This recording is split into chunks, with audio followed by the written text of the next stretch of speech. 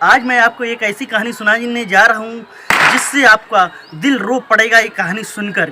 क्योंकि मैंने जब से इंटरनेट पे कहानी पढ़ना चालू की तब से बहुत रोज़ाना कोई ना कोई ऐसी कहानी सामने आई जाती है जो मैं आप लोगों के सामने शेयर करता हूँ कि एक गुड टच होता है, एक बैड टच होता है।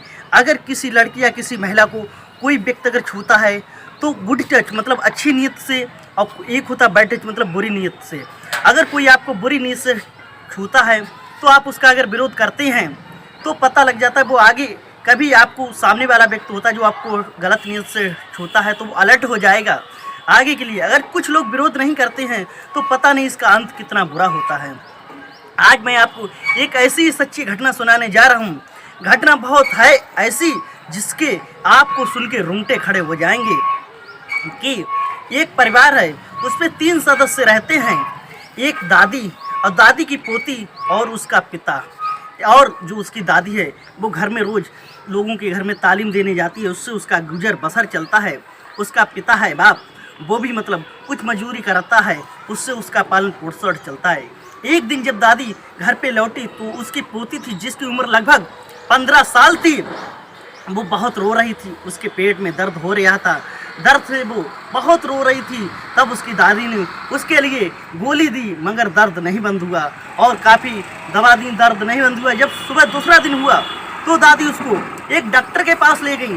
डॉक्टर ने उससे कहा कि दादी इस अपनी बेटी पोती को किसी महिला डॉक्टर के पास दिखाएं, क्योंकि इसकी परेशानी सही से कोई महिला डॉक्टर ही समझेगी।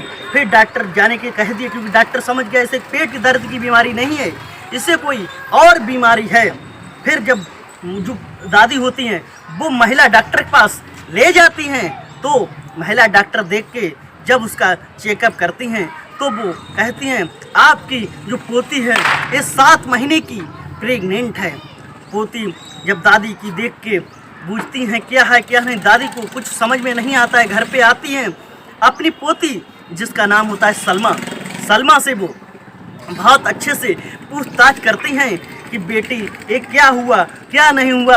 आपके साथ बेटी बहुत रोती है, रो के और चिल्ला के बताती है कि जब भी सारी घटना सुन के कि मतलब मुझे ऐसा ऐसा मेरे साथ किया गया जो नहीं करना चाहिए। तब वो एक घटना मैं आपको बता रहा हूँ। ये घटना कहाँ की है? ये मध्य प्रदेश इंदौर में एक थाना है खजराना, वहाँ की एक घटना है। जब वो खजराना थाने में पहुँचती हैं और वहाँ के जो दिनेश वर्मा इंस्पेक्टर होते हैं थाना इंचार्ज, उनसे कहती है, थाना इंचार्ज भी परेशान हो जाते हैं। अब मैं आपको घटना के पीछे ले चलता हूँ, क्योंकि घटना इस समय से शुरू होती है। वाकया कुछ 1 साल पहले का है, जब लड़की की उम्र लगभग 14 साल की थी। तब लड़की अचानक बाथरूम में जब नहा के निकली और उसका जो बाप था वो दारू शराब पीने का आदी था। उसकी नीयत देखकर उसकी बुरी नज़र पड़ गई अपनी लड़की पर, और उसने उसके साथ वो किया जिसकी इजाज़त ना समाज देता है, ना इंसानियत देता है, और कोई भी नहीं देता है। क्योंकि उसने उसके साथ अपनी बेटी को अपनी हवस का शिकार बनाया, और जब उसका मन होता था तब वो वही करता था जो मतलब उसे एक सज्जन अपनी पत्नी के साथ करता था। ऐसे ही चलता रहा। जब चलता रहा और उस घर में एक किराएदार भी रहता था, वो भी उसके साथ ऐसा ही करता था बेटी के साथ। और बेटी बेचारी बहुत परेशान रहती थी, और उसका जो बाप था उसे मारने की धमकी देता था, अगर आपने एक बात किसी से कही तो मैं आपको जान से मार दूंगी। मगर किराएदार को भी नहीं पता था कि ये बाप इसके संग ऐसा करता है, ना बाप को पता था किराएदार ऐसा करता था। क्योंकि जब 5 नवंबर की बात होती है, 5 नवंबर को दर्द होता है लड़की को। फिर 6 नवंबर को वो थाने में पहुंचती है और अपने आरोपी पिता और किराएदार के खिलाफ उसकी दादी रो रो कर ही गाथा सुनाती इंस्पेक्टर साहब को। तो उन्हें गंभीर धाराओं में उनके खिलाफ मुकदमा दर्ज करा जाता है। उन्हें 6 नवंबर को जेल में भेज दिया जाता है। अब जो लड़की प्रेग्नेंट है उसके बारे में क्या होगा, उसकी मनोदशा ठीक नहीं है।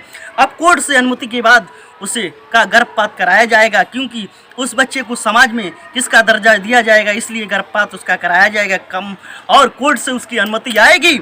अब बताइए कैसा समाज है क्या नहीं है। देखिए बाप और बेटी का रिश्ता कितना पवित्र है, बाप बेटी को नहीं छोड़ रहा है, क्या नहीं। दोस्तों मेरा मतलब किसी को बहलाना नहीं, फुसलाना नहीं, परेशान करना नहीं। जो आप जहाँ भी रहें जागरूक रहें, सतर्क रहें, और क्राइम से बचें। अगर कोई भी आपको अगर टच करता है तो तुरंत उसका विरोध करें। और आप देखिए, क्योंकि ऐसे ही आगे चल के आप गंभीर रूप से और अपनी हवस का शिकार लोग बना लेते हैं।